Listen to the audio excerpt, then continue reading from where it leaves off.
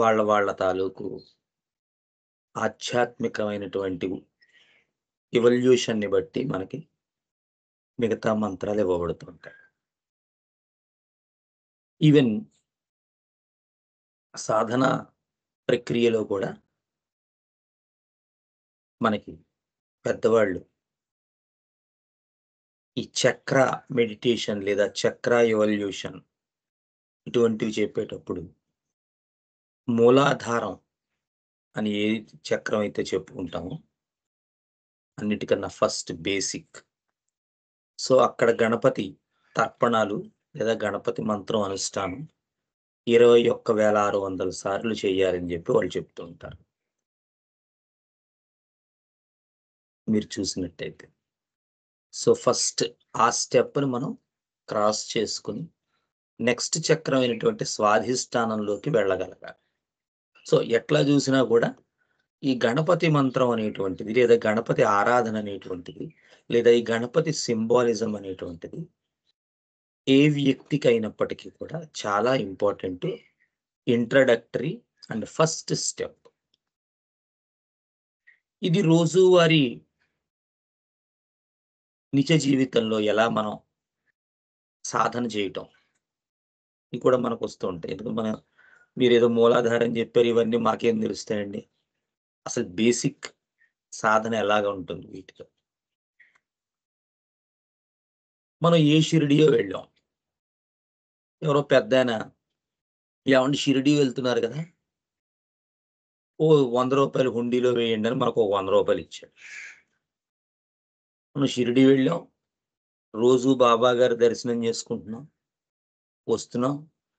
ప్రతిరోజు రూమ్ నుంచి బయటికెళ్ళేటప్పుడు, అమ్మ రేపు మాత్రం ఈ రూ. 100 బాబా గారికి ఆయన పెద్దాయన ఇచ్చారు. హుండీలో వేసేయాల్సిందే అని గుర్తుపెట్టుకుంటాం. తీరా మనం గుడిలోకెళ్ళేసరికి మర్చిపోతాం. ఇలా ఓ 2, 3 రోజులు గడిచి చివరికి మన ట్రైనొచ్చేస్తుంది. ట్రైన్ ఎక్కేస్తాం. ఆ 100 మనతో పాటు తీసుకొచ్చేస్తాం. ఆ తర్వాత ఒక లాజిక్. బాబా గారు ఎక్కడ లేరు. రాజమండ్రి బాబా గారు గుడిలో వేస్తే కూడా అదే పుణ్యం అని చెప్పి రాజమండ్రి బాబా గారి గుడిలో వేద్దాం. పాపం పెద్దాయన ఇచ్చారు అనుకుంటాం. ఇలా ఒక 6 నెలలు గడిచిపోతాయి. మళ్ళీ మనం షిరిడి ఎళ్ళే టైం గూడా వచ్చేస్తుంది. ఆ 100 మనతో పాటే ఉంటుంది.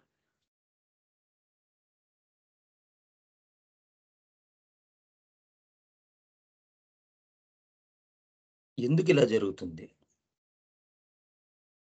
ఇది చాలా ఇంపార్టెంట్ అయినటువంటి ప్రాక్టికల్ అప్లికేషన్. మనం రూ. 100 వేసామా, రూపాయి వేసామా, లేదా రూ. 1000 వేసామా ఇది కాదు ఇంపార్టెంట్. మనం ఒక మాట అనుకున్న తర్వాత దానికి మనం జవాబుదారీతనంగా ఉన్నామా లేదా? అందుకని మనస్సు ఏం జేస్తుందంటే రకరకాల ప్రలోభాలకు గురి చేస్తుంది. మన పనులన్నీ మనకి ఇంపార్టెంటే అనిపిస్తాయి. ఆ ఒక్క పని తప్ప. అలాంటప్పుడు మనం ఏవండీ కుదిరితే వేస్తాం, అవ్వకపోవచ్చు అని చెప్పం. ఇలా ఏదైనా ఉదయం 5 గంటలకి లేద్దాం అనుకున్నాం. నిన్నంతా కష్టపడ్డాం. రాత్రి 11 అయిపోయింది. డిస్పెన్సరీ ఇంటికొచ్చేసరికి భోంచేసి పండుకునేసరికి 12 అయింది. ఈ ఒక్కరోజు పర్వాలేదు. లేదు సాయంత్రం శనివారం హోమియోపతి క్లాస్ ఉంది. ఒక్కరోజు ఎళ్ళకపోతే ఏమవుతుంది? ఇవాళ ఒక్కరోజే కదా మనకి రెస్ట్ వచ్చింది. ఏమనుకోరులే సారు. ఇలా ఏదో సమ్ ఆఫ్ అదర్ రీజన్ ఏమవుతదంటే mind will make you in such a way to search for that excuses which you already was committed. అంటే ఒక పని మనం అనుకుంటాం. అది ఏ పనైనా బయట పని గావచ్చు, ఇంటి పని ఏదో ఒక పని. ఇందాక నేను చెప్పిన బాబా గారిది గావచ్చు, ఏదో ఒకటి మనం అవతల వాళ్ళకి ఒక మాట జెప్తాం. కానీ మన మనస్సు ఏం జేస్తుందంటే అటువంటి వాటికి జవాబుదారీతనంగా పని చేయకుండా మనల్ని మోసం చేస్తుంది. అప్పుడు అటువంటి ప్రక్రియను మనం దాటడానికి, ఇలాంటి మనస్సు ప్రలోభానికి గురవ్వకుండా ఉండడానికి, మనం సిద్ధి, బుద్ధి వాళ్ళే కదా పాపం ఆయన శక్తులు, గణపతి శక్తులు. సిద్ధి, బుద్ధి సహితమైనటువంటి గణపతిని మనం ఆరాధిస్తాం. ఇదేదో బయటేవో జరుగుతాయని కాదు. మన లోపల ఏ మనస్సయితే మనల్ని ఇటువంటి ప్రలోభాలకి గురిచేసి, అవి చెయ్యనివ్వకుండా చేస్తోందో, జవాబుదారీతనంగా, బాధ్యతగా, ధర్మపరంగా ఉండకుండా ఉండడానికి చేస్తోందో, అటువంటి మనస్సు తాలూకు స్థితిని దాటడానికి మనకి గణపతి ఆరాధన కావాలి. సో, ఈ తమోగుణ ప్రధానమైనటువంటిది మనస్సు. అందుకే గురువేం జేస్తారంటే, ఫస్ట్ ఏ మంత్రం ఇచ్చినప్పటికి కూడా ముందు గురు మంత్రం ఇచ్చి, తర్వాత గురు శిష్య పరంపరలో ఈ గణపతి మంత్రం ఇస్తారు. ఎందుకంటే ఏది చెయ్యాలన్నా, ఏ అనుష్ఠానం చేయాలన్నా, ఏ సాధన చేయాలన్నా, ఏ పూజ చెయ్యాలన్నా ఇమ్మీడియేట్‌గా మనకొచ్చేటువంటివి ఇవే. రేపు చేద్దాం. ఒక రకమైన జడత్వం, ఒక రకమైన అలసత్వం, ఒక రకమైన బాధ్యతారాహిత్యం, ఒక రకమైన మనం అలానే దాన్ని మనం ఇది అది మనం చెయ్యాలనే ఉంటుంది. కానీ ఏదో ఒక ఎక్స్‌క్యూజ్ మనస్సు ఇస్తూ ఉంటుంది పక్క నుంచి. పర్వాలేదు. నువ్వు ఇంత కష్టపడ్డావు గదయ్యా! పర్లేదు లేవయ్యా! అంటూ ఉంటుందన్నమాట మనస్సు. సో, అటువంటి స్థితిని దాటడానికి మనకి చేయూతనిచ్చేటువంటి దివ్యమైనటువంటి మంత్రం ఈ సిద్ధలక్ష్మి గణపతి మంత్రం. సో, ఓం శ్రీం హ్రీం క్లీం గ్లౌం గంగణపతియే వరవరద సర్వజనం మే వసమానయ స్వాహ అని వాళ్ళు చెప్తూ ఉంటారు పెద్దవారు. మరి సర్వజనులు అంటే బయటెక్కడో ఉండే జనులు గాదు. సర్వజనులు అంటే నీలో ఉండేటువంటి సర్వశక్తులు సమీకరించుకుని, ఆ రకమైన జడత్వాన్ని, ఆ రకమైన అలసత్వాన్ని నువ్వు దాటాలి నాయనా అని చెప్పి పెద్దలు, ఋషులు, మహనీయులు మనకి ఈ గణపతి మంత్ర ఆరాధన అనేటువంటిది ఇచ్చారు. సో, ఈ ఆరాధన చేయడం వల్ల, లేదా ఈ మంత్రశాస్త్రంలో ఉండేటువంటి ఈ మంత్ర సాధన చేయడం వల్ల, లేదా గణపతి పూజ చేయటం వల్ల, లేదా నిత్యము గణపతిని తలుచుకోవటం వల్ల మీకేం ఇది లేదు. శుక్లాంబరధరం విష్ణుం శశివర్ణం చతుర్భుజం ప్రసన్నవదనం ధ్యాయేత్ సర్వ విఘ్నోపశాంతయే. చాలు. మంత్రమే చెయ్యాలి. మాకసలు మంత్ర దీక్షే లేదండి. మంత్రం చెయ్యొచ్చా? ఏమీ చేయక్కర్లేదు. దాన్ని చేయడం వెనకాల ఉండేటువంటి పర్పస్ గనక మనం తెలుసుకున్నట్టయితే, ఏ రకమైన అనుష్ఠానం అయినప్పటికీ మనకి సత్ఫలితాన్నే ఇస్తుంది. కానీ పర్పస్ తెలుసుకోవాలి. సో, ఈ జడత్వం, ఈ అలసత్వం, ఈ జవాబుదారీతనం లేకపోవటం, ఒక రకమైన బాధ్యత రాహిత్యం, కమిట్మెంట్ లేకపోవడం, ధర్మపరంగా జీవించలేకపోవటం. ఇటువంటి స్థితులు మనం ఏవైతే ప్రతి వ్యక్తిలోనూ ఉంటాయి. నాలో గూడా ఉంటాయి. అటువంటి స్థితిని దాటి నెక్స్ట్ సాధన చేయటానికి. సో, అక్కడ ఏ ఎనర్జీ అయితే బ్లాక్ ఉందో అది క్లియర్ చేసుకొని నెక్స్ట్ చక్రం వైపు మన ప్రయాణం జరగటానికి మనకు ఉపయోగకరించేటువంటి దివ్యమైనటువంటి సాధనలో ఈ గణపతి సాధన ఒకటి. సో, వాళ్ళు చాలా వేరియస్ మెథడాలజీస్ ఇచ్చారు. మనం హోమ ప్రక్రియ ఉంది. పూజా ప్రక్రియ ఉంది. అనుష్ఠాన ప్రక్రియ ఉంది. తంత్రశాస్త్ర ప్రక్రియ ఉంది. మంత్రశాస్త్ర ప్రక్రియ ఉంది. ఏది చేసినప్పటికీ కూడా అల్టిమేట్ పర్పస్ మాత్రం సో, ఇర్రెస్పాన్సిబిలిటీ అనేది ఏదైతే ఉంటుందో, లేదా మనలో ఉండేటువంటి ఆ ఇనర్షియా అనేటువంటిది ఏదైతే ఉంటుందో, దాన్ని మనం దాటి ఎనర్జీ లెవెల్‌లోకి మన ప్రయాణం జరగడానికి ఈ గణపతి మంత్రం అనేటువంటిది, ఈ గణపతి సాధన అనేటువంటిది, ఈ వినాయక చవితి అనేటువంటిది మనకి ఎంతో, ఎంతో సాధకుడి జీవితంలో ఉపయుక్తకరమైనటువంటి రోజు. సో, అటువంటి దివ్యమైనటువంటి రోజున మనం మన కమిట్మెంట్ ఏదైతే మనం చేసుకున్నామో, సో, దాన్ని మనం కొనసాగించటం నిజంగా మనకి చాలా అదృష్టం. సో, అటువంటి కంటిన్యూటీ మనకి రావాలని, ఆ రకమైన ఇనర్షియా మన జీవితాల్లో నశించాలని, శక్తిమయ క్షేత్రమైనటువంటి దివ్యమైనటువంటి వెలుగులోకి మన ప్రయాణం జరగాలని, దానికి కావలసినటువంటి ఆయురారోగ్య ఐశ్వర్య సంపదలు, సాధనా ప్రక్రియ, అనుష్ఠాన ప్రక్రియ అవన్నీ కూడా మనకి గణపతి రూపంలో వ్యక్తమవుతున్నటువంటి గురుదేవులు ప్రసాదించాలని మనసా వాచా కర్మణ కోరుకుంటూ మీ అందరికీ కూడా వినాయక చవితి శుభాకాంక్ష. So coming back to our session, last సెషన్లో మనకి జ్ఞానశేఖర్ గారు కొన్ని మంచి పాయింట్స్ చెప్పారు. సో అది మీరు ఆల్రెడీ రాసుకునే ఉంటారు. Constipation in infants and childhood. So మనం ఇది స్టార్ట్ చేసుకున్నప్పుడే ఒక పాయింట్ క్లారిటీగా చెప్పుకున్నాం. మనం ప్రతి రెమెడీ గురించి చెప్పుకుంటాం. అది ఇన్ఫాన్సీలో ఉపయుక్తంగా ఉంటుందా, లేదా children are a little bit adolescence. ఇప్పుడు ఉదాహరణ క్రాకస్ సెటైవస్ అనేటువంటి రెమెడీ గురించి మనం చెప్పుకున్నాం. ఇది నిజానికి ఇన్ఫాంట్స్ లో కానీ చిల్డ్రన్ లో కానీ అంతగా, అంటే రేర్ ఆఫ్ ద రేరెస్ట్ లో ఉపయోగపడచ్చు.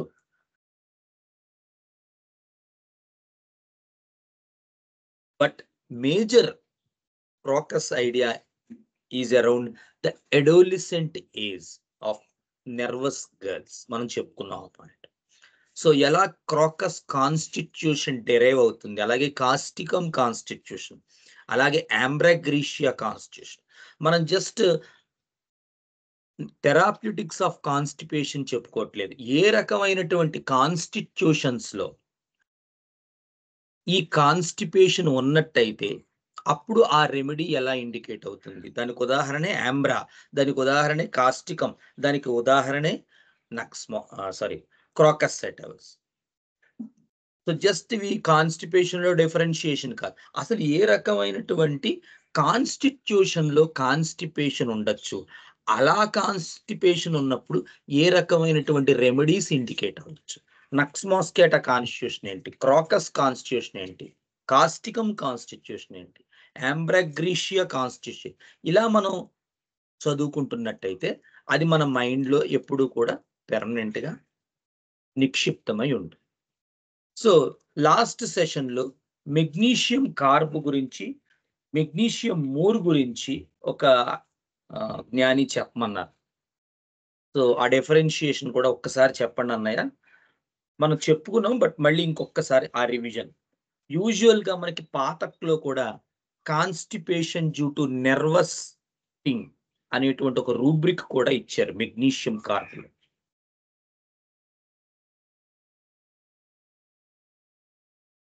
సో మెగ్నీషియం కార్బ్ లో మనం ఆ రోజు కూడా చెప్పుకున్నాం, ఏదో ఒక సంఘటన జరిగి ఒక నెర్వస్ షాక్ కి గురయ్యి అక్కడి నుంచి కాన్స్టిపేషన్ డెవలప్ అవుతుంది. సపోజ్ అది ఇన్ఫాన్సీలో జరిగింది అనుకుందాం. సో ఇన్ఫాన్సీలో ఒక 4 months కో 5 months కో బేబీ సడన్ గా ఏదో కారణం చేత సిక్ అయింది. సిక్ అయితే ఈ 6 నెలలు 5 నెలల బేబీని తీసుకెళ్లి ఐసీయూలో పెట్టేశారు. పెట్టిన దగ్గర నుంచి మరి ఎవరిని రానివ్వరు కదా, పేరెంట్స్ బయటికి వెళ్ళిపోవాలంటారు. సో ఒక 1 month 2 months పాపం బేబీ ఐసీయూలోనే ఉంది.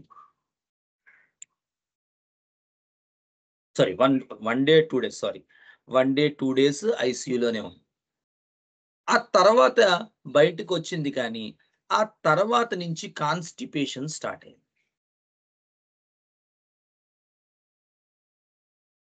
చిత్రం. అటువంటి కేసెస్ లో మనకి అలాంటి నెర్వస్ షాక్, అది ఇన్ఫాన్సీలో జరగచ్చు, లేదా చైల్డ్హుడ్ సమ్ అనుకోకుండా సడన్ గా ఒక 4 years 5 years ఏజ్ లో అనుకుందాం, ఒక ఎగ్జాంపుల్ సడన్ గా ఒక పేరెంట్ డిసీజ్ అయ్యారు, లేదా సిబ్లింగ్ అనుకోకుండా ఏదో కారణం చేత డిసీజ్ అయ్యారు, లేదా 6 months లో పేరెంట్స్ బాగా చదవాలి అనేటువంటి ఒక ఐడియాలజీతో పాపం పిల్లవాడిని తీసుకెళ్లి హాస్టల్లో వేసేశారు. ఇలా ఏదో ఒక నెర్వస్ షాక్ తగిలి ఆ తర్వాత నుంచి కాన్‌స్టిపేషన్ డెవలప్ అవుతది. అయితే మెగ్నీషియం కార్బ్‌లో ఏ రకమైన నెర్వస్ షాక్ తగులుతుంది అంటే, యూజువల్‌గా magnesium because of its idea has this idea of something called forsaken or deserted. అంటే తిరస్కరింపబడ్డాను, వదిలివేయబడ్డాను, నన్నెవరు పట్టించుకోవట్లేదు, నన్నెవరు ప్రేమించట్లేదు, నేనెవరికీ అక్కర్లేదు అనే ఒక ఐడియా. అంటే బ్యాక్‌గ్రౌండ్‌లో ఆ రకమైన నెర్వస్ షాక్. నెర్వస్ షాక్ అంటే ఏంటంటే, తనల్ని పట్టించుకోవట్లేదనో, తనల్ని ప్రేమించట్లేదనో, తనల్ని ఆహ్, దగ్గరికి తీసుకోవట్లేదనో, తనకి కావలసినటువంటి ఆప్యాయత, అనురాగాలు ఇవ్వట్లేదనో, లభించట్లేదనో, దానివల్ల వచ్చే నెర్వస్ షాక్స్‌లో మాత్రమే మనకి మెగ్నీషియం కార్బ్ కాన్‌స్టిపేషన్ కనబడుతుంది. సో, నెర్వస్ షాక్ అంటే ఈ రకమైన నెర్వస్ షాక్. ఇది one of the therapeutical use of magnesium carb. రెండోది ఏంటంటే మెగ్నీషియంలో ఒక రకమైన లాక్టోజ్ ఇంటాలరెన్స్ ఉంటుంది. బట్ దీనికైనా కానీ సంథింగ్ కాల్డ్ ప్రెగ్నెన్సీ హిస్టరీలో మదర్ ఐడియా ఇవి ఖచ్చితంగా ఉండాలి. లేకపోతే పెద్దగా పనిచేయదు. అంటే పుట్టినప్పటి నుంచి కూడా పిల్లలకి పాలు పడవు. ఏ రకమైన పాలు? తల్లిపాలిస్తే మోషన్ అవ్వదు. లేదా పోనీ పోత పాలిస్తే ఇంకా ఇబ్బంది. లేదా ఒక్కొక్కసారి మోషన్స్ అయిపోవచ్చు. అటు కూడా ఉండొచ్చు. Something called lactose intolerance. Milk షుగర్‌కి సంబంధించినటువంటి ఏ రకమైనటువంటి ఫుడ్ తీసుకున్నా వీళ్ళకి పడదు పాపం పిల్లలకి. మాకు పాపకి చిన్నప్పటి నుంచి పాలు పడవండి అంటూ ఉంటారు. లేదా పాలు అలర్జీ అంటారు. మీరు జాగ్రత్తగా స్టడీ చేసుకుంటే మదర్ ప్రెగ్నెన్సీ హిస్టరీలో సంథింగ్ కాల్డ్ ఇందాక మనం చెప్పుకున్నటువంటి ఆ షాక్ ఏదైతే ఉందో, ఆ నరిష్మెంట్ లభించలేదనేది, ఆ లవ్, కేర్, ఐడెంటిటీ, రిలేషన్‌షిప్స్‌లో నాకు కావలసిన ప్రేమ, ఆప్యాయత లభించట్లేదు. ఈ ఐడియా మదర్ ప్రెగ్నెన్సీ హిస్టరీలో ఉండి తీరుతుంది. We have to search for it. అంతేగాని లాక్టోజ్ ఇంటాలరెన్స్ ఉందండి శ్రీకాంత్ గారు చెప్పేస్తే పని చేయదు. ఈ లాక్టోజ్ ఇంటాలరెన్స్ రావటానికి తగ్గ ప్లాట్‌ఫార్మ్ మదర్ ప్రెగ్నెన్సీ హిస్టరీలో ఏర్పడింది. దాన్ని మనం ఫైండ్ ఔట్ చేయాలి. అది గనక మనకి లభించినట్టయితే డెఫినిట్‌గా మెగ్నీషియం కార్బ్ ఆ లాక్టోజ్ ఇంటాలరెన్స్‌ని కూడా కొన్ని మంత్స్ లేదా 1 ఆర్ 2 ఇయర్స్ వాడేసరికి కంప్లీట్‌గా రికవర్ చేసేస్తుంది. అది మెగ్నీషియం కార్బ్ కేసే అయితే. చాలా జాగ్రత్తగా చూసుకుంటూ ఉండాలి. అయితే మెగ్నీషియం మూర్ అనేటువంటిది కొంచెం డిఫరెంట్‌గా ఉంటుంది ఇందులో. మెగ్నీషియం మూర్‌లో కూడా మనకి కొంత మెగ్నీషియం పార్ట్ కనపడుతుంది. అంటే ఇందాక చెప్పుకున్న మదర్ ప్రెగ్నెన్సీ హిస్టరీలో వచ్చేటువంటి చిన్న చితక ప్రాబ్లమ్స్. తన అనుకోకుండా వాళ్ళ మదర్‌కి బాగోకపోవటమనో, ఆ టైంలో మదర్ దగ్గరగా లేరనేటువంటి బాధో, లేదా మదర్ ఏదైనా జరిగి ఒక 2, 3 ఇయర్స్ బ్యాక్ కాలం చేసుంటే, ఆ ప్రెగ్నెన్సీ హిస్టరీ అంతా మదర్‌ని తలుచుకోవటం. మదర్ ఉండుంటే బావుండేది. మదర్ ఉంటే లవ్ ఇచ్చేది. మదర్ ఉంటే అన్నీ చూసుకునేది. ఇప్పుడు నేనే చూసుకోవాల్సొస్తుంది అన్నీ. ఎవరు కూడా నన్ను దగ్గరికి తీసుకొని ఎమోషనల్‌గా ఓదార్చేవాళ్ళు లేరు. సో, ఇవన్నీ మెగ్నీషియం మూర్‌లో కూడా ఉంటాయి. సో, మెగ్నీషియం కార్బ్‌లోనూ ఉంటాయి. మెగ్నీషియం మూర్‌లో కూడా ఉంటాయి. కానీ మెగ్నీషియం మూర్ అనేటువంటి muriatic element which is an halogen ఇది ఉండటం వల్ల ఏమవుతదంటే మెగ్నీషియం మూర్‌లో బర్నింగ్ ఆర్ పెయిన్ అంటే కార్బ్‌లో కూడా కొంత ఉంటుంది. బట్ అది ప్రెడామినెన్సీ‌గా ఉండదు. కాన్‌స్టిపేషన్ అసోసియేట్ అవుతుంది తప్ప, పెయిన్ అండ్ బర్నింగ్ ప్రామినెంట్ గా ఉండవు మెగ్నీషియం కార్బ్లో. కానీ మెగ్నీషియం మూర్లో మ్యూర్ ఉండడం వల్ల చాలా తీవ్రమైనటువంటి పెయిన్, బర్నింగ్, ఈవెన్ బిఫోర్ కూడా మోషన్ అవుతున్నప్పుడు అండ్ ఆఫ్టర్ 3 పాయింట్లు. మోషన్ వచ్చే ముందు కూడా కొంచెం నొప్పిగా అనిపిస్తుంది, ఆ రెక్టల్ ఏరియా అదంతా, యానల్ ఏరియా, లేదా డ్యూరింగ్ ఇంకా ఎక్కువ ఉంటుంది, ఆఫ్టర్ ఇంకా ఎక్కువ. మెగ్నీషియం మూర్, మిగతావన్నీ కామన్ దానికి దీనికి. చాలా hard naughty sheep dung like stools అంటాడు మెగ్నీషియం మూర్లో. అలాగే మెగ్నీషియం కార్బ్లో పాపం ఇంత కాన్స్టిపేషన్ లో మోషన్కి వెళ్తే వాళ్ళకి చెమటలు పట్టేస్తుంటాయి, అంత ఎక్కువ కాన్స్టిపేషన్ వల్ల. పెయిన్ ప్రామినెంట్ కాదు, కానీ ఇన్యాక్టివిటీ ఆఫ్ రెక్టమ్ వల్ల మోషన్కి వెళ్తున్నప్పుడు, విరోచనానికి వెళ్తున్నప్పుడు బాగా నీరస పడిపోయి చెమటలు పట్టేస్తాయి. మెగ్నీషియం మూర్లోనేమో brain, burning, hard knotty stools ఉంటాయి. ఫిజికల్ గా ఇవి ఈ రెండిటి మధ్య ఉండేటువంటి variation.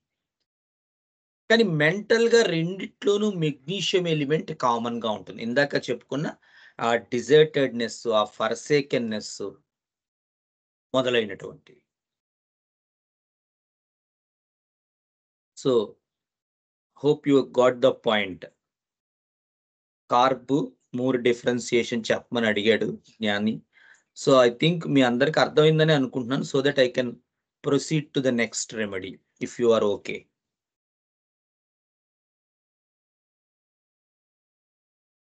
Hello, okay sir. Yeah. So అది మెగ్నీషియం కార్బ్ మూర్ మధ్య ఉండేటువంటి డిఫరెన్స్. సో నెక్స్ట్ రెమెడీ ఈ సీక్వెన్స్ లో మనకి కనిపించేటువంటి రెమెడీ నక్స్ మాస్కేటా. మీ అందరికీ తెలుసు, మనం ఆల్రెడీ ఈ రెమెడీ గురించి ఫస్ట్ సూపర్ క్లాస్ మ్యాగ్నోలిడియే, అందులో ఉండేటువంటి ఫస్ట్ ఆర్డర్ మ్యాగ్నోలియేల్స్ అనేటువంటి దాంట్లో నట్మెక్ అంటారు. ఈ నక్స్ మాస్కేటా గురించి మనం కొంత డిస్కస్ చేసుకున్నాం గుర్తున్నట్టయితే. ఇప్పుడు ఈ నక్స్ మాస్కేటా అనేటువంటి శరీర తత్వంలో, కాన్స్టిట్యూషన్ లో కాన్స్టిపేషన్ అనేటువంటిది ఏ విధంగా అసోసియేట్ అవుతుందో మనం చదువుకుందాం.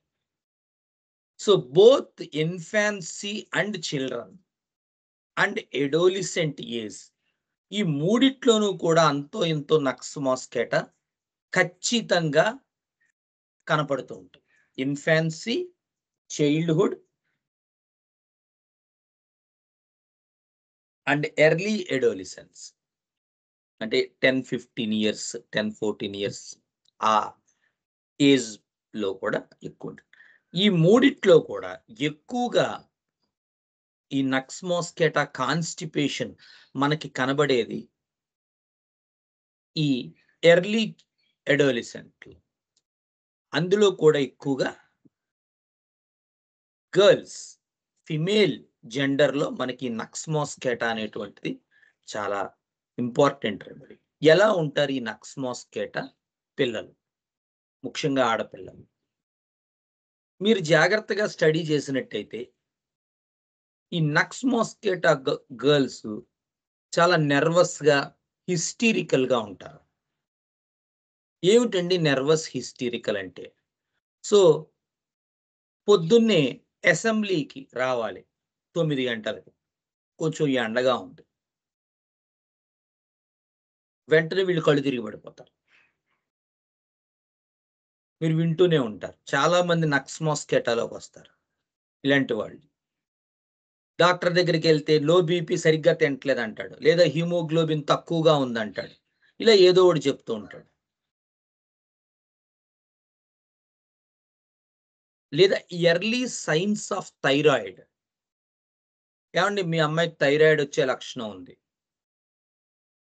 ఇలా ఏదో ఒకటి ఈ రకమైనటువంటి సిమ్టమ్ అసోసియేట్ అయి ఉంటుంది. ఈ హిస్టరికల్ గర్ల్స్ చిన్న మాట అన్నా తట్టుకోలేరు, ఏడు చేస్తూ ఉంటారు. చిన్న పని చేసిన, శరీర ప్రక్రియ ఏదైనా చేసినా, ఈవేళ ఇంట్లో పని మనిషి రాలేదు. ఏమ్మా ఏమన్నా కొంచెం మదర్, అమ్మ నేను వర్క్ చేసుకోలేకపోతున్నాను. కొంచెం ఇల్లు తుడుస్తావా? కొంచెం తుడిచేసరికి ఆ రోజంతా ఇంక చేతులు లాగేయడం, కాళ్ళు లాగేయడం, నీరస పడిపోవడం, కళ్ళు తిరిగిపోవడం.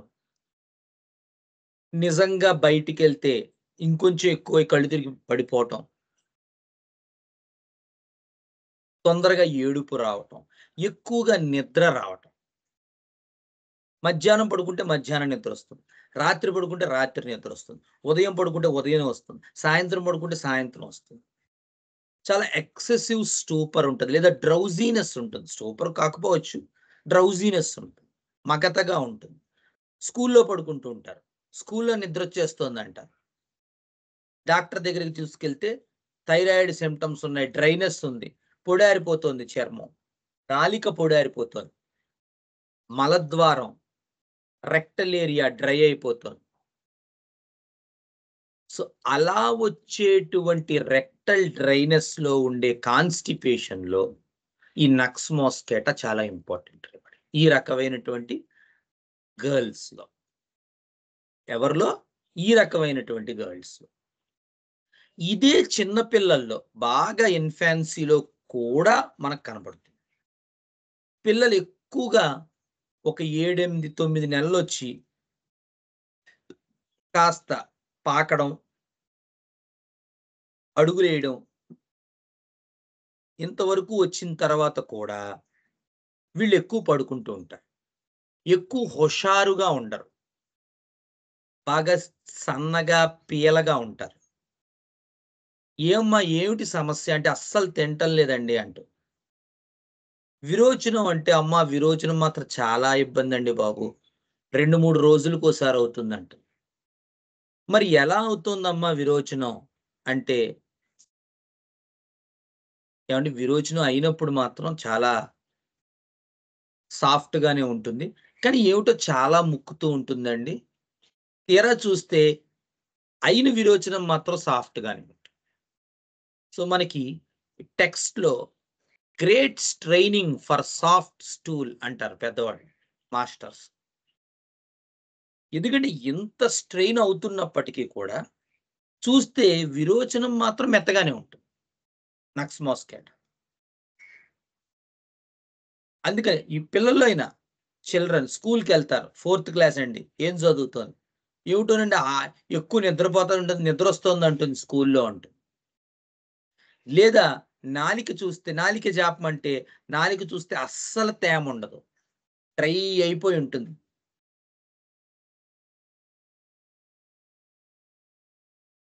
లేదా నిజంగా థైరాయిడ్ ప్రాబ్లమ్స్. విపరీతమైన చర్మం డ్రై అయిపోతూ ఉంటుంది. చెమట పట్టదు. తేముండదు.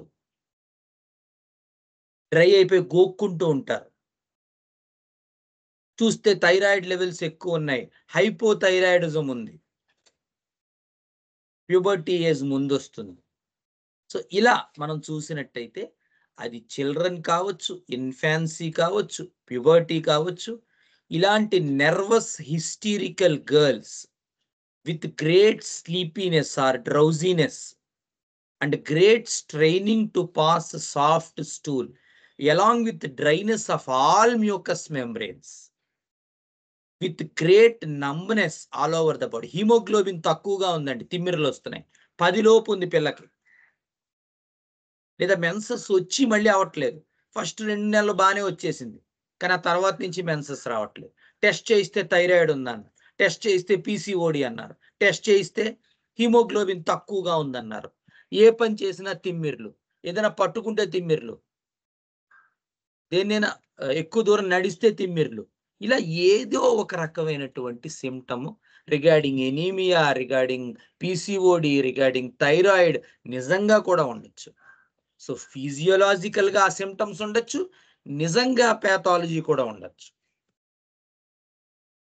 సో, అటువంటి కేసెస్‌లో మాత్రం మీకు నిజంగా ఈ రకమైనటువంటి కాన్స్టిట్యూషన్స్ లభించినట్టయితే, పాపం అటువంటి పిల్లలకి పల్స్టెల్ల, ఇగ్నీషియా ఇలాంటివేసి చితక్కొట్టేస్తూ ఉంటారు. వాళ్ళేమో ఆ జోన్‌లోనే ఉండరు పాపం. పల్స్‌టిల్లాలో ఈ సడెన్‌గా పడిపోవడం, ఫెయింట్ అయిపోవడం ఈ సింప్టమ్ ఏమి ఉండదు. సో, ఆ రెండిట్లోనూ కామన్‌గా ఏడుపుందనుకోండి. ఇంకంతే పల్స్‌టిల్లా. ఎందుకంటే మనకు తెలుసు. సో, తెలిసింది అక్కడ కనబడుతున్నప్పుడు ఓకే. కానీ నిజమైన హోమియోపతి స్టూడెంట్ తెలియని దాన్ని చూడగలగాలి.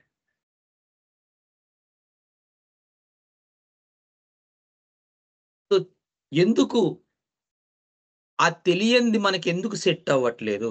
అత్తగారు తిట్టారు ఒక కేస్‌లో. బాధపడింది. ఓకే. ఏంటి మీకిష్టం? డాన్స్ ఇష్టం. అందులో కూడా రిహార్సల్‌లో చేసే డాన్స్ ఇష్టం. అందులో కూడా కోఆర్డినేటెడ్‌గా ఇండివిడ్యువల్ డాన్స్ కాదు. ఒక 10 మందో, 5 మందో, 6 మందో గ్రూప్‌గా చేసే డాన్స్ ఇష్టం.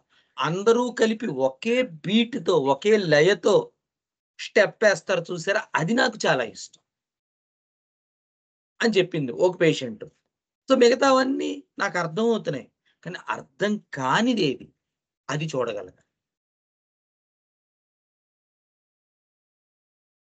అప్పుడు మాత్రమే ఏదైనా ఒక జీవితంలో ఒక స్టెప్ అయినా మనం ముందుకి నడవడానికి లేదా ఆ పెద్దవాళ్ళ తాలూకు ఆశీస్సులతో ఒక స్టెప్ ఏయడానికి ఉంటుంది. తెలిసినవి మనం చేస్తూ ఉన్నాం అనుకోండి ప్రాక్టీసు.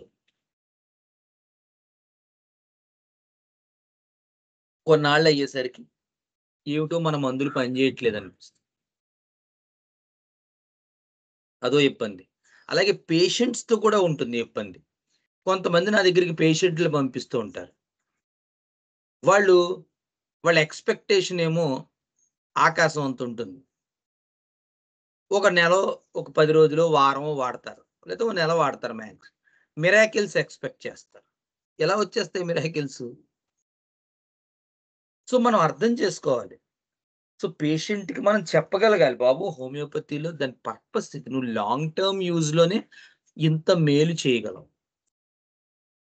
ఇలా మనం కొంత ఎడ్యుకేట్ చేసుకుంటూ ఉండాలి పేషెంట్‌ని. లేకపోతే ఏమవుతుందంటే కొన్నాళ్ళకొచ్చేసరికి చెప్పాను గదా! Frequent changing of remedies. ఇదివరకు కూడా చాలా సార్లు చెప్పుకున్నాం. ప్రతిరోజు మందు మార్చేవాళ్ళు గూడా ఉన్నారు doctors. Then these cases are never going to help. అవ్వదు కేసు. ఏంటంటే కెంట్ చెప్తాడు. Every attempt to palliate the case makes the disease incurable. You have to wait for the results.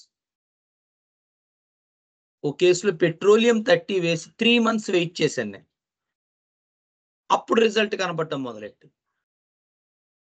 Wait చేయగలగాలి. పేషెంట్‌కి చెప్పగలగాలి. పేషెంట్‌ని ప్రతిరోజు మందులు మార్చే స్టేజ్‌లోకి తీసుకెళ్తే మాత్రం డెఫినిట్‌గా ఉంటారు. పేషెంట్‌లు చాలా ఫాస్ట్‌గా ఉంటారు. మాకు వెంటనే తగ్గిపోవాలంటారు. ఉన్నారు. నీకు లేదని చెప్పట్లేదు. But at the same time ప్రిన్సిపుల్స్‌ని ఆధారంగా చేసుకొని వైద్యం చేయడం కూడా అంతే ఇంపార్టెంట్.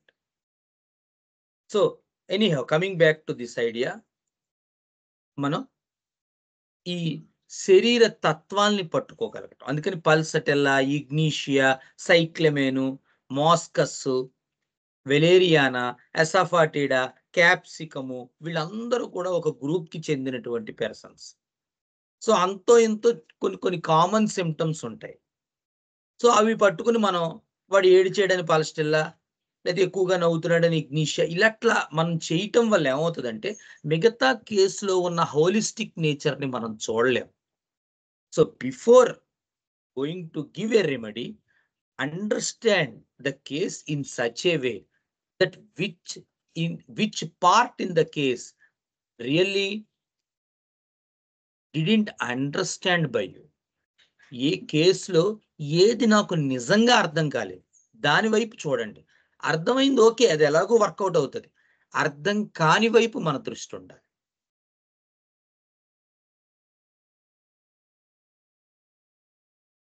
సో, ఇది చాలా ఇంపార్టెంట్ కేస్‌లో. సో, ఈ రకమైనటువంటి కాన్స్టిట్యూషన్స్‌లో మనకి నక్స్ మోస్కెటా చాలా అద్భుతంగా ఉపయోగపడుతుంది. నెక్స్ట్ ఈ సీరీస్‌లో మనకుండేటువంటి నెక్స్ట్ రెమెడీ నక్స్ వామికా. సో, ఇది చాలా అద్భుతమైనటువంటి రెమెడీ మీ అందరికీ తెలుసు. నక్స్వామిక ఇన్ఫాన్సీలో, చిల్డ్రన్‌లో, ప్యూబర్టీలో, అడోలసెన్స్‌లో, అడల్ట్‌హుడ్‌లో, ఓల్డ్ పీపుల్‌లో, సో అన్ని ఏజెస్‌లో కూడా ఇండికేట్ అయ్యేటువంటి అద్భుతమైనటువంటి రెమెడీ. మరి ఏ రకంగా ఉంటారండి nux vomica people? So, nux vomica constitutions మీ అందరికీ తెలుసు. చాలా ఓవర్ సెన్సిటివ్‌గా ఉంటారు వీళ్ళు. పిల్లల్లో కూడా. సో, మొన్న ఆ మధ్య ఒక పిల్లోడొచ్చాడు. వాడికి పాపం మోషన్ ప్రాబ్లమ్ ఉంది. సో, అలెర్జీస్ కూడా ఉన్నాయి. సో, మదర్, ఫాదర్ తీసుకొచ్చారు. "ఏమిటండి ప్రాబ్లము?" సరే కాన్‌స్టిపేషను, అలెర్జీస్ అన్నీ జెప్పారు. బాబు చాలా తీవ్రంగా ఫ్రస్ట్రేట్ అయిపోతాడండి. "ఈ వయసులోనే ఇంత కోపం ఏంటండి బాబు" అంది వాళ్ళ అమ్మగారు. So, these people are extremely over sensitive. దేనికి అడ్జస్ట్ అవ్వలేరు. పెద్దవాళ్ళు నక్స్వామిక కాన్స్టిట్యూషన్‌ని డిస్క్రైబ్ చేసేటప్పుడు దే ఆర్ యాంబిషియస్ అంటారు పాపం. చాలా జీలియస్‌గా ఉంటారు. ఓవర్ సెన్సిటివ్‌గా ఉంటారు. యాంబిషియస్‌గా ఉంటారు. నాకే ఫస్ట్ మార్క్ రావాలంటాడు. 4 తరగతి చదువుతున్న కుర్రోడు. So, because of its super order which belongs to the 6థ్ సూపర్ క్లాస్. సో, నక్స్వామికలో కూడా అన్ని ఎక్స్‌ట్రీమ్‌లో ఉంటాయి. సో, చాలా తీవ్రమైనటువంటి కోరిక ఎక్కువుంటుంది. ఏదైనా సాధించాలి, ఏదైనా చెయ్యాలి అనేటువంటిది వీళ్ళలో ఎక్కువుంటుంది. అలాగే చాలా డాగ్మాటిక్ నేచర్ ఉంటది. చాలా డిక్టటోరియల్ ఐడియా ఉంటుంది. వాళ్ళ తమ్ముడిని కదలనివ్వడండి అంది ఒకావిడ. వాళ్ళ పెద్దబ్బాయి గురించి చెప్తూ. చాలా దారుణంగా ఉంటాడు తమ్ముడి పట్ల. ప్రతీదీ కూడా వాడికి అంటే పెద్దవాళ్ళని రూల్ చేయలేడు గాబట్టి, తనకన్నా చిన్నవాడి విషయంలో చాలా స్ట్రిక్ట్‌గా వాడినేదో వీడు రూల్ చేస్తున్నట్టు బిహేవ్ చేస్తూ ఉంటాడు. తీవ్రమైనటువంటి కోపం ఉంటుంది. చిన్న వయస్సు నుంచే కంచాలు విసిరేస్తూ ఉంటారు. ఈవేళ వంకాయ, కొత్తిమీర కారం చేయమన్నారు డాక్టర్ గారు. కానీ ఇంటికొచ్చేసరికి వారి భార్య గారు చేయలేదు. అంతే కంచం వెళ్ళిపోతుంది. సో, అంత తీవ్రమైనటువంటి కంచాలు విసిరేయటం, గ్లాసులు విసిరేయటం, ఈ రోజుల్లో అయితే మొబైల్స్ విసిరేయటం. అంత తీవ్రమైనటువంటి కోపం నక్స్వామికాలు. తను అనుకున్నది జరగకపోతేనండోయ్. ఎప్పుడొస్తుందంటే కోపం వాడు అనుకున్నది జరగాలి. వాడి ఎక్స్‌పెక్టేషన్ రీచ్ అవ్వాలి. లేకపోతే వాడికి పిచ్చ కోపం వస్తుంది. ఇది చిన్న వయస్సు నుంచి ఉంటుంది. అలాగే నక్స్వామికాలో ఇంకొక యాంగిల్ ఏంటంటే ఎక్కువగా ఈ ఆర్టిఫిషియల్ మిల్క్ పాపం తల్లిపాలు పడలేదు ఏదో కారణం చేత. లేతే తల్లికి జబ్బు చేసింది. లేదా పిల్లకి తల్లిపాలు రుచించలేదు. ఒక్కొక్కసారి అలా జరుగుతుంది. సో, ఏదో ఒక కారణం చేత తల్లిపాలు లేకపోవడం చేత ఈ పోత పాలు స్టార్ట్ చేశారు. ఒక 15, 20 రోజుల తర్వాత. అక్కడి నుంచి కాన్‌స్టిపేషన్ స్టార్ట్ అయిపోయింది. So, fed by artificial milk అంటారు మనకి. సో, అటువంటి కేసుల్లో కూడా నక్స్వామిక దివ్యంగా పనిచేస్తుంది. ఇన్ఫాన్సీలో. అలాగే చైల్డ్‌హుడ్‌లో ఇందాక చెప్పుకున్నాం. అలాగే అడోలసెన్స్, ఎర్లీ ప్యూబర్టీ ఆడవాళ్ళు, మగవాళ్ళు కూడా. ఇందాక చెప్పుకున్నటువంటి తీవ్రమైనటువంటి కోపం, తీవ్రమైనటువంటి సెన్సిటివిటీ, తన మాట నగ్గకపోతే వచ్చేటువంటి ఉడుకుమోతుతనం. సో, అటువంటి వాళ్ళల్లో వచ్చేటువంటి కాన్‌స్టిపేషన్‌లో నక్స్వామిక చాలా అద్భుతంగా పనిచేస్తుంది. కానీ ఈ రకమైనటువంటి ఉండాలి. సో, కాన్‌స్టిపేషన్‌లో వీళ్ళకెలా ఉంటుంది? వీళ్ళు రోజు ఉదయమే మోషన్‌కెళ్తారు. వీడు ఎప్పుడు మోషన్‌కెళ్ళినా నక్స్వామికలో ఎలా ఉంటుందంటే, ఇంకా కొంచెం మోషన్ రెక్టమ్‌లో ఉండిపోయింది అని అనిపిస్తుంది. ఒక రకమైన కంప్లీట్ సాటిస్ఫాక్షన్ ఎప్పుడూ రాదు నక్స్వామికలో. ఒక రకమైన కంప్లీట్ ఇవాక్యుయేషన్ ఆఫ్ బవెల్స్ ఎప్పుడూ జరగవు. మీరు చూసినట్టయితే నక్స్వామికలు. ఎప్పుడూ ఒక రకమైనటువంటి అసంతృప్తి ఉంటుంది. ఫ్రీగా అయినట్టు అనిపించదు. పోనీ అలా అని ఈవేళ ఎళ్ళాడు మళ్ళీ రేపు పొద్దున్న ఎళ్తాడా అంటే మధ్యలో ఓ 2, 3 సార్లు. లేదా ఉదయమే ఓ 2, 3 సార్లు. లేదా ఉదయం ఓసారి, మధ్యాహ్నం ఓసారి, సాయంత్రం ఓసారి, రాత్రి ఓసారి. కానీ ఇన్ని సార్లయినప్పటికీ కూడా పోనీ సాయంత్రం వెళ్లారు కదండీ! ఆ తర్వాత అప్పుడు గూడా అలాగే ఉందండి. చిత్రంగా ఉంటది నక్స్వామికాలు. వాడికి ఆ కంప్లీట్ ఇవాక్యుయేషన్ అనేటువంటిది మాత్రం ఎప్పుడూ జరిగినట్టు అనిపించదు వాడికి.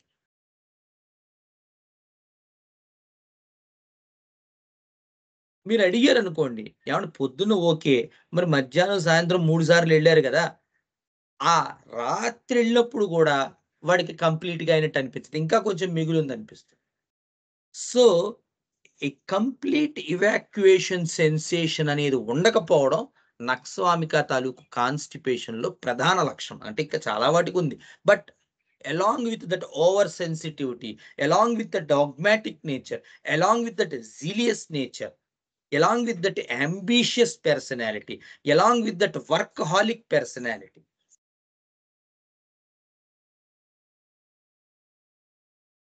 చాలా నాకు వర్కహాలిక్‌గా ఉంటారు నక్స్వామిక వాళ్ళు. మీకు నక్స్వామిక వాడికి ఓ పని అప్పగిచ్చారనుకోండి. వాడు ఆ రోజు డ్రెడ్‌ఫుల్‌గా 6, 100 ఆ పని జేసి పెట్టాలి. అదే ఒక సైకోటిక్ పర్సన్‌కి అప్పగిచ్చారనుకోండి మీరు. వాడు ఏదో ఒక కారణాలు వెతుకుతాడు. ఆ పని మాత్రం జేయడు. మీరు చెప్పిన పని మాత్రం. మీరు చూడండి కావాలంటే.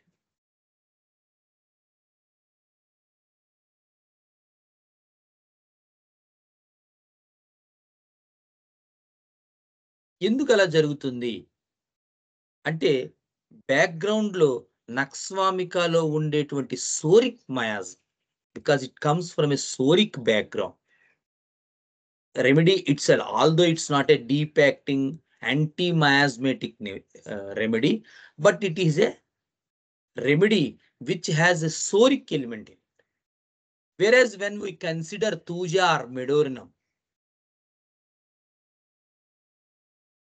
so these remedies has some psychotic element in it. So రెమెడీస్‌లో ఉండే మెంటల్ సింప్టమ్స్ కానీ, ఫిజికల్ సింప్టమ్స్ కానీ ఎంతో కొంత అవి ఏ మయాజంకి సంబంధించినవో వాటిల్ని రిఫ్లెక్ట్ చేస్తూ ఉంటాయి.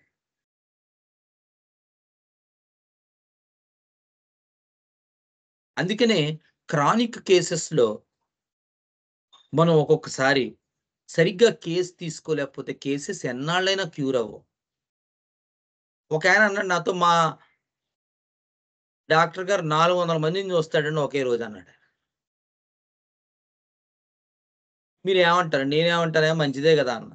అసలు అలా ఒకటి హ్మ్, మనం పేషెంట్స్‌ని ఎక్కువ చూస్తామా? తక్కువ చూస్తామా? అనేది కాదు ఇంపార్టెంట్. క్వాలిటీ ఆఫ్ ప్రిస్క్రిప్షన్ ఎంత మేర ఉంది?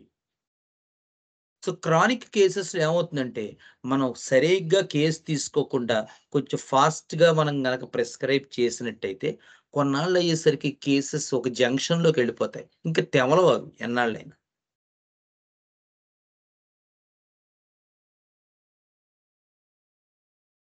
సో, మా గురువుగారు డాక్టర్ ఈవీఎం ఆచార్య అసలు కేస్ షీట్ లేకుండా ఆయన మందిచ్చేవారు గాదు. కొన్ని కొన్ని సార్లు నాకెంత ఆశ్చర్యం అనిపిచ్చేదంటే, ఇలా గురు పూజలది ఉన్నప్పుడు, ఆయన ఏం జెప్పేవారంటే, ఏ 11 తారీఖున ఎవరో మందుగా రావడంకొస్తే, "ఏవండీ మీరు 13 దాకా ఉండి, 13ని కేస్ షీట్ రాయించుకుని, అప్పుడు మందు వాడండి" అని జెప్పేవారు. ఉండేవారు. ఆయనకు కూడా చాలా మంది జనం వస్తూ ఉండేవారు. కొంతమందికి మందిచ్చేస్తూ ఉండేవారు. నేను ఒకసారి ఎప్పుడో ఉండబట్టలేక అడిగాను. "ఏవండీ ఎందుకు మళ్ళీ పాపం ఆళ్ళెక్కడి నుంచో వచ్చారు. సమ్ నెల్లూరు డిస్ట్రిక్ట్ ఎక్కడి నుంచో వచ్చారు గదా! ఆ కేస్ తెమలదయ్యా లేపోతే కేస్ షీట్ సరిగ్గా లేదు" అనేవారు. సో, చాలా ఇంపార్టెంట్ కేస్ షీట్ అనేటువంటిది. ఎప్పుడైతే ఇలా హ్యాప్‌హెజార్డ్ ప్రిస్క్రిప్షన్ చేస్తూ ఉంటామో, అంటే మళ్ళీ మీరు అలా అనుకోండి, ఇలా డాక్టర్ గారు ఇలా అన్నారు, ఈయన ఎక్కువ మందిని చూడద్దు అంటున్నాడు, ఇదో ప్రచారం. నేను అనేది చూడడం, చూడకపోవడం నాకు సంబంధించింది కాదు. పెద్దవాళ్ళు మనకి ఇచ్చినటువంటి దాంట్లో ఇన్‌స్ట్రక్షన్స్‌లో ఏంటంటే, మీ క్వాలిటీ ఆఫ్ ప్రిస్క్రిప్షన్ కానీ, కేసు ఏ డైరెక్షన్‌లో వెళ్తోందని కానీ, ఏ రెమెడీ ఇవ్వాలనేటువంటిది గాని, లేదా ఒక రెమెడీ తర్వాత ఉదాహరణకు మొన్న నేను ఒక కేసు బొవిస్టాతో చేశాను. ఇదివరకు కూడా మనం డిస్కస్ చేసుకున్నాం. సో, చాలా అద్భుతంగా తగ్గింది బొవిస్టాతో. Bleeding problem etcetera. Almost 8 months అయిపోయింది. ఇప్పుడసల ఆ బ్లీడింగ్ ప్రాబ్లమ్ లేదు. కానీ ఆవిడ టెస్ట్ చేయించుకుంటే ఫైబ్రాయిడ్ ఇన్ యూట్రస్ ఉంది. ఆఫ్‌కోర్స్ ఫంక్షనల్‌గా, సింప్టమాటిక్‌గా ఆవిడ బెటర్‌గా ఉంది.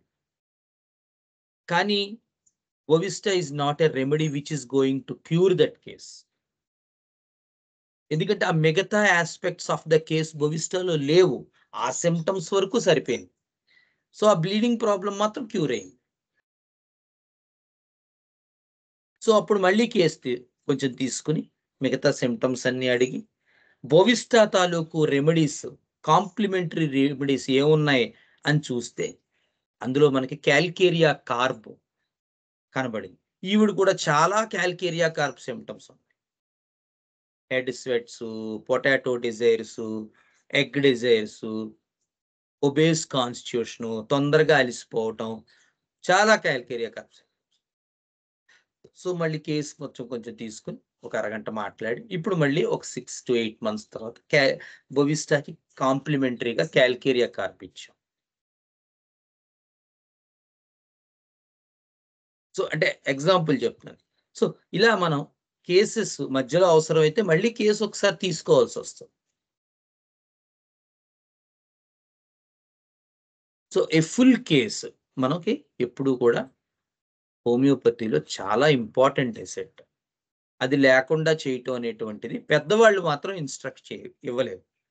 సో, అలా చెయ్యొచ్చా? చేయకూడదా? అనేది ఎవరి విచక్షణ వాళ్ళది. పెద్దవాళ్ళు ఇచ్చినటువంటి ఐడియా మాత్రం ఫుల్ కేస్ ఉండాలి. అవసరమైతే మధ్యలో కూడా తీసుకోవాల్సొస్తది. వాడు ఒకవేళ పార్షియల్లీ ఇండికేటెడ్ రెమెడీతో బెటర్ అయ్యాడు. లేదా నాన్ మయాస్మెటిక్ రెమెడీతో బెటర్. ఉదాహరణ నక్స్వామిక ఇచ్చాం. నక్స్వామికతో చాలా వరకు కాన్‌స్టిపేషన్ ప్రాబ్లమ్ తగ్గిపోయింది. జాయింట్ పెయిన్స్ రిలీఫ్ ఇచ్చాయి. తలపోటులు తగ్గాయి. ఏవండి డాక్టర్ గారు 6, 8 నెలలయ్యింది. I'm doing good. ఏం చేయమంటారు? అమ్మా ఇంకొక 3, 4 నెలలు వాడాలి అని చెప్పి నక్స్వామిక క్రానిక్ రెమెడీ ఏముందో అది సెలెక్ట్ చేసుకోవాలి ఈలోపు. లేదా మళ్ళీ కొన్ని సింప్టమ్స్ అడిగి వాడు ఏ మయాజంలోకెళ్తున్నాడు ఇందాక చెప్పుకున్నట్టు. సో, నక్స్వామిక నుంచి సోరిక్ మయాజంలోకెళ్తుంటే నక్స్వామిక క్రానిక్‌గా మనకి సల్ఫర్ ఇండికేట్ అవుతుంది. సో, నక్స్వామిక నుంచి సైకోటిక్ మయాజంలోకెళ్తున్నాడనుకోండి. సో, అటువంటి కేసెస్‌లో మనకి తూజా, మెడోరినమ్ము అలాంటి రెమెడీస్ ఇండికేట్ అవుతాయి. సో, నక్స్వామిక నుంచి సిఫిలిటిక్ వైపు వెళ్తున్నదనుకోండి కేసు. బ్యాక్‌గ్రౌండ్‌లో సిఫిలిటిక్ మయాజం ఉంది. పై జనరేషన్స్‌లో సిఫిలిటిక్ మయాజం ఉంది. సో, నక్స్వామిక నుంచి సిఫిలిటిక్‌లోకెళ్తున్నాడనుకోండి. నక్స్వామిక క్రానిక్‌గా మెర్క్సాల్ ఇండికేట్ అవుతుంది. లేదా యాసిడ్ ఫ్లోరిక్ యాసిడ్ ఇండికేట్ అవుతుంది. సో, చూసుకుంటూ ఉండాలి. కేసు ఎటువైపు వెళ్తోంది? బ్యాక్‌గ్రౌండ్‌లో ఎలా ఉంది? వీటి క్రానిక్‌గా ఏది పడొచ్చు? సో, ఏ మ ఏ పార్ట్ మనకు అర్థం కాలేదు. మనం ఒకసారి ఎంక్వైరీ చేసి అప్పుడు యాంటీ మయాస్మెటిక్ రెమెడీ ఇవ్వాలి. ఇవన్నీ కూడా మనం ప్రతి కేసులోనూ మనం అబ్జర్వ్ చేసుకోవాలి. సో, అది మనం తొందరగా ఒక్క మినిట్‌లోనే చేయగలిగారనుకోండి మాస్టర్స్ ఎవరైనా అటువంటి వాళ్ళు. డెఫినిట్‌గా 400 మందిని వాళ్ళు చూడగలరు. సో, నాబోటి బడుద్దాయి అన్నాడనుకోండి. వాడు చేయలేడు పాపం. వాడికి అర్థం గాదు. సో, అప్పుడేమవుతది వాడు ఎక్కువ మందిని చూడలేడు. ఎందుకంటే ప్రాక్టికల్‌గా మనం ఎంక్వైరీ చేసి, అడిగి, ఇవ్వడం కొంత టైం పడుతుంది. సో, ఏం చేయాలి? కొంత టైం పడుతుంది. సో, అంత ఫాస్ట్‌గా అంతమందిని చూడలేకపోవచ్చు. So, it all depends upon the efficiency of the physician. So, అది నక్స్వామిక గురించి మనకి ఏ రకమైనటువంటి శరీర తత్వముల్లో నక్స్వామిక కావాలి. సో, నక్స్వామికతో ట్రీట్మెంట్ అయ్యాక ఏం చేయాలి? కాన్‌స్టిపేషన్ బెటర్‌మెంట్ అయ్యాక మిగతా సిమ్టమ్స్ తీసుకుని ఏ రకంగా ఏ మయాజంలోకి వెళ్తుందో చూసుకోవాలి. ఆ రెమెడీ మనం తప్పకుండా ఇవ్వవలసి ఉంటుంది. ఈ నక్స్వామికతో పార్షియల్‌గా ట్రీట్మెంట్ జరిగిన తర్వాత యాంటీ మయాస్మెటిక్ రెమెడీ అనేటువంటిది మనం ఇవ్వవలసి ఉంటుంది. నెక్స్ట్ ఈ సీరీస్‌లో వచ్చేటువంటి నెక్స్ట్ రెమెడీ మనకి పారాఫినమ్.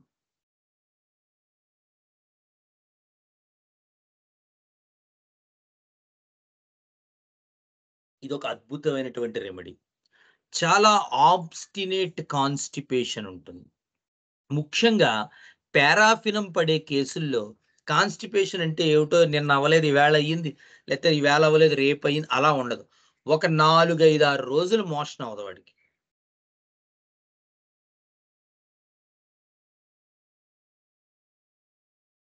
తీరా మోషన్ అవ్వడానికి వెళ్తే వాడికి చాలా హార్డ్, చాలా పెయిన్‌ఫుల్ మోషన్ అవుతుంది పాపం.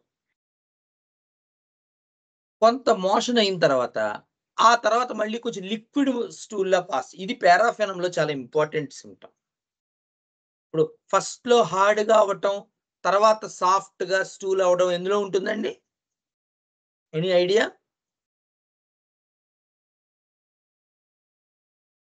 లైకోపోడియం. లైకోపోడియం. ఇంకా?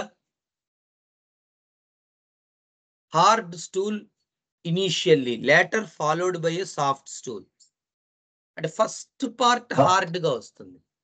తర్వాత సైలీషియా. సో, సైలీషియాలో ఉంటుంది ఈ సింప్టమ్ ఎక్కువగా. అంటే ఫస్ట్ ఇనీషియల్‌గా వాడు ఎళ్ళినప్పుడేమో చాలా హార్డ్‌గా అవుతుంది. జస్ట్ ఒక 5 సెకండ్స్, 6 సెకండ్స్ ఫస్ట్ పార్ట్ అయిపోతే, ఆ తర్వాత మామూలు సాఫ్ట్ స్టూల్ అవుతుంది. కానీ పారాఫినమ్‌లో చాలా హార్డ్‌గా, నాటీగా అవుతుంది. తర్వాత లూజ్‌గా అవుతుంది. సాఫ్ట్‌గా కాదు, లూజ్‌గా అవుతుంది. యూజువల్‌గా వాటరీగా కూడా అవ్వచ్చు.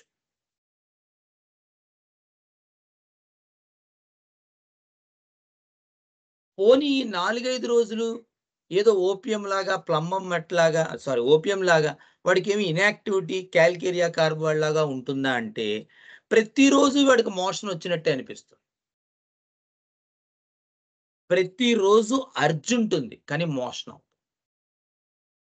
నక్స్వామికాలో అర్జుంటుంది, వెళ్తాడు, మోషన్ అవుతుంది కానీ కంప్లీట్‌గా అవ్వదు.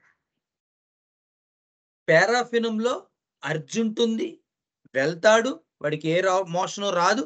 ఓ 4, 5 రోజుల తర్వాత వస్తుంది. వచ్చిన తర్వాత కూడా ఫస్ట్ హార్డ్ స్టూల్ అవుతుంది. లేటర్ ఏమో లిక్విడ్ వాటరీ స్టూల్ అవ్వచ్చు.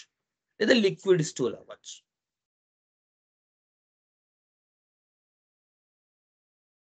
సో, అటువంటి కండిషన్స్ యూజువల్‌గా చైల్డ్‌హుడ్, ఇన్ఫాన్సీ రెండిట్లోనూ కనపడతాయి.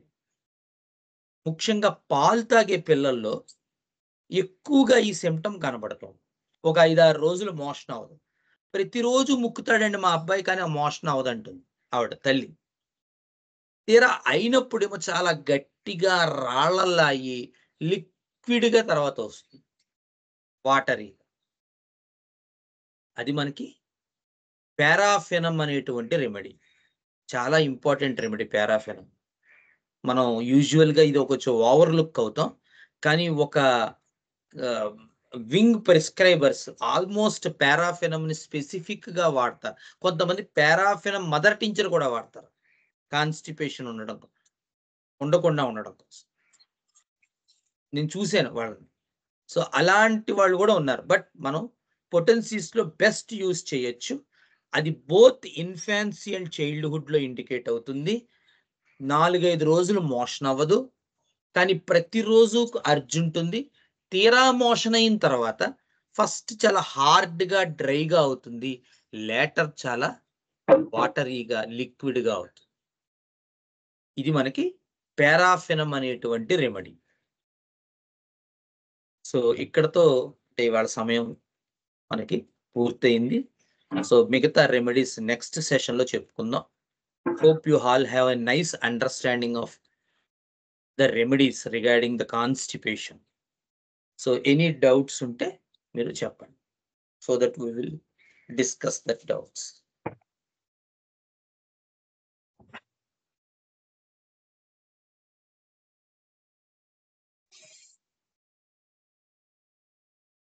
ఏమండి? ఏ డౌట్స్ ఉన్నప్పటికీ కూడా చెప్పండి, పర్వాలేదు. డాక్టర్ గారు, నేను రాధాకృష్ణమూర్తి అండి, బాపట్ల నుండి సార్ మాట్లాడుతున్నాను. చెప్పండి. ఇందాక మీరు చెప్పిన దాంట్లో మనం నక్స్వామిక వేసిన తర్వాత లేదా ఏదైనా రెమెడీ వేసిన తర్వాత అది కొన్ని సిమ్టమ్స్ వరకు క్యూర్ చేసిన తర్వాత మనం మళ్ళా కేసు తీసుకుని దాని క్రానిక్ కానీ కాంప్లిమెంటరీ కానీ వేస్తే మిగతా ఏవైతే క్యూర్ కాలేదో అవి అవుతాయి అన్నారండి. అన్ని కేసుల్లోనూ అది మనం ఇటువంటి సిచ్యువేషన్ ఉన్నప్పుడు కంపల్సరీగా చూసుకోవాల్సిన అవసరం ఉందంటారా? ఉంటుందండి. అంటే అన్ని కేసులు అంటే it all depends upon the case. అంటే ఉదాహరణకి పెద్దవాళ్ళు ఏ కేస్ అయినా నాన్ మయాస్మెటిక్ రెమెడీతో స్టార్ట్ చేయమని చెప్పారు. సో క్రానిక్ కేసెస్‌లో యూజువల్‌గా నక్స్వామిక, ఇగ్నిషియా, పల్స్టెల్లా, బ్రయోనియా, రస్టాక్స్, రోటా ఇలా మనం కేస్ స్టార్ట్ చేసాం అనుకుందాం ఎగ్జాంపుల్. సో కొంత మేర ట్రీట్మెంట్ జరిగిన తర్వాత వాటి తాలూకు క్రానిక్స్ మనకి పిక్చర్‌లోకొస్తాయి. ఉంటాయి. కొన్ని కేసెస్‌లో డైరెక్ట్‌గా ఉదాహరణకు మొన్న ఓ కేస్ డైరెక్ట్‌గా మెడోరినంతో స్టార్ట్ చేశాను అసలు కేసే. సో కొన్ని రేర్ కేసెస్ కొంత పార్ట్ డైరెక్ట్‌గా పాలీక్రెస్ట్ యాంటీ మయాస్మెటిక్ రెమెడీతోనే స్టార్ట్ చేయాల్సి ఉంటది. ఒక్కొక్క కేసు. ఉదాహరణకి మొన్న ఆ మధ్య ఒక కేస్‌లో సివియర్ హ్మ్. బ్యాక్ పెయిన్, హిప్ పెయిన్ అన్నమాట. అసలు అన్‌బేరబుల్. సో ఆ కేస్‌లో ఏం చేయాలో తెలియక రిపర్టరైజ్ చేస్తే సల్ఫర్ వచ్చింది. సో నేను కూడా డౌట్ పడ్డాను. ఎందుకంటే సల్ఫర్ చాలా deep acting, anti miasmatic remedy. So ఫస్ట్‌లో మనం దాన్ని ఇవ్వడం కన్నా ఏ బెల్లడానాతోనో, బ్రయోనియాతోనో స్టార్ట్ చేసి కొంత ఇంప్రూవ్‌మెంట్ వచ్చాక యూజువల్‌గా then we can go for the chronic remedy అని అనిపించింది. కానీ చూస్తే ప్రతి సింప్టమ్‌లోనూ సల్ఫర్ 3 మార్క్స్‌లో ఉంది రిపర్టరైజ్ చేస్తే. సో నేనప్పుడు ఏమనుకున్నానంటే let us do the best. మనకి పెద్దవాళ్ళు కూడా కెంట్ కూడా చెప్పారు. మన సల్ఫర్‌లో ఉన్నదేంటంటే బాగా తెలిసిన వాడు సల్ఫర్ ఎక్కువ వాడతాడు. అసలు హోమియోపతి రానివాడు కూడా సల్ఫర్ ఎక్కువ వాడతాడు అని చెప్తారు Kent. So let us go for the trial. అంటే సల్ఫర్ అక్యూట్ కండిషన్‌లో ఇస్తున్నాను. కొంత రిస్క్ ఫ్యాక్టరే. బట్ స్టిల్ మనకి రిపర్టరీ రూబ్రిక్స్ ఉన్నాయి.